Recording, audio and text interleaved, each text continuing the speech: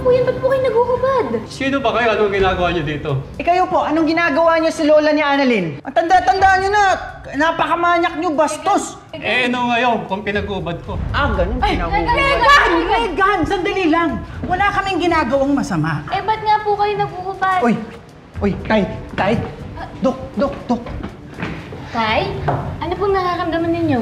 Wala naman ako nararamdaman eh. Try ka tumawag sa Apex. Okay, Dok. Tawagan ang ambulansya. Tay, tataas ko po yung mga kamay ninyo, ha? Tapos itataas nyo lang po. Huwag nyo pong ibababa. Steady lang po. Tapos pikit po kayo. Sige po.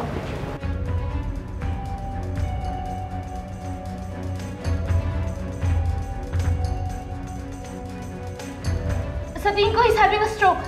Kailangan madala na natin siya sa ospital.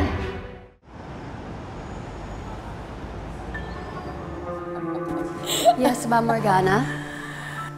Well, Giselle is finally out of Apex. So that's 1 tanyag down and 2 more to go. Isali na rin natin yung pesting Lynette na yan.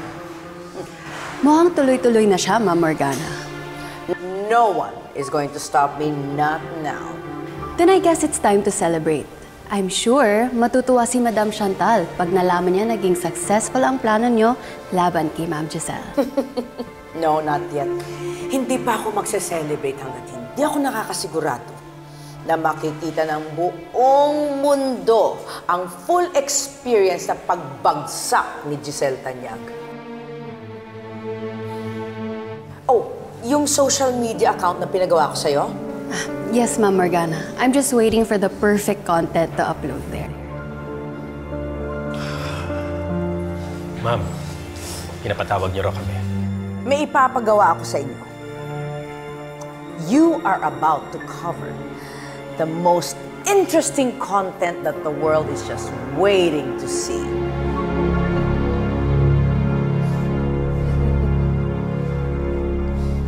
The nerve para gawin nila ito sa akin? Wala silang karapatang pahiyain ako sa sarili kong ospital. Oo, wala akong share sa Apex o Beng. Pero isa pa rin akong tanyag. Wala silang karapatang bastusin ako. I know, ate.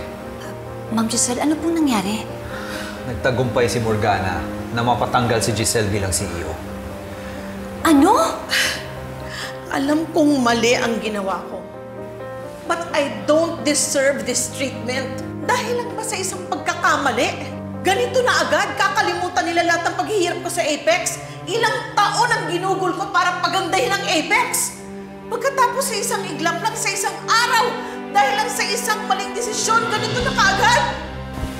Ate, it's not yet the end. We can still appeal the decision. Hindi ako magmamakaawa para sa desisyon nila. Namili sila. Panindigan nila. Actually, kung hindi lang dahil sa'yo, Ubeng. Actually, more for Annalyn. Hindi ako makikipaglaban ng ganito para sa Apex. Ayoko lang kasi mapunta sa kanila yung mga pinaghirapan nating magkapatid. After lahat ang hirap natin, ibibigay lang natin sa kanila? Hindi! Makikipaglaban pa rin ako pero hindi ako magmamakaawa. And it doesn't mean to say na susukuan ko ang Apex! Who the hell are you? Sensya na, ma'am. Napag-utusan lang. Sabi ni Miss Morgana, kailangan niyo daw umalis dito sa opisinang to.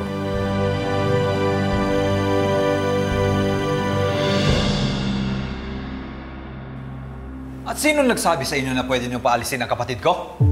Utos lang po ng board. Since hindi na po CEO si Miss Tanyag, nararapat lang po na umalis na siya sa opisinang to. Wala na siyang lugar dito sa Apex. At bakit naman ako makikinig sa'yo? Sige na, tumatakbo ng metro. Sandali lang po mga sir. Baka meron lang po tayong hindi pagkakaunawaan dito. Kasi po katatapos lang po ng meeting nila. Baka naman pwede hong pag-usapan na lang natin to. Sorry po, sumusunod lang po kami sa utos. I am a shareholder and one of the owners of Apex. Kapatid ko, dating CEO. Siguro naman pwede niyo bigyan ng konting dignidad. Hindi lang bilang dating CEO, kundi bilang kapatid ko. 1 minute. Kikiusap ako na maayos, ha. Bigyan mo siya ng oras para i-process ang mga nangyari. aalis siya dito sa tamang panahon. Kung kailan siya ready, bigyan niyo siya ng konting respeto. 45 seconds. Kilos na ho, Mrs. Noel! Sobra na ang pagbabastos niyo. Hindi kayo nakikinig, ha? Ay! Ay! Archie! Ay! Ay! Ano kayo? Ano ba yan? Tigilan niyo yan! Tama na! Ano ba? Tama na yan! Tama na yan! Tama na! Baka mo! Arjay, tama na! Tama na yan! Sige na, Jay! Tama na! Tama na yan! Tama na! Ano ba? Aalis ako! Pero bitiwan mo ang kapatid ko! Bitiwan mo! Sige na, Lilis. Ate! Dali mo si Ubeng sa ER. Kailangan niya magpatingin. May tama siya. Ate! Huwag ka nang makulit. Huwag nang matigas ang ulo mo, Ubeng. Ako na, bahala na ako dito. I can handle this. Sige na, pumunta na kayo ng ER. And you will hear from my lawyer because of what you did! Time's up! Pwede na ho kayo umalis. Tumahimik ka! Paking kita eh.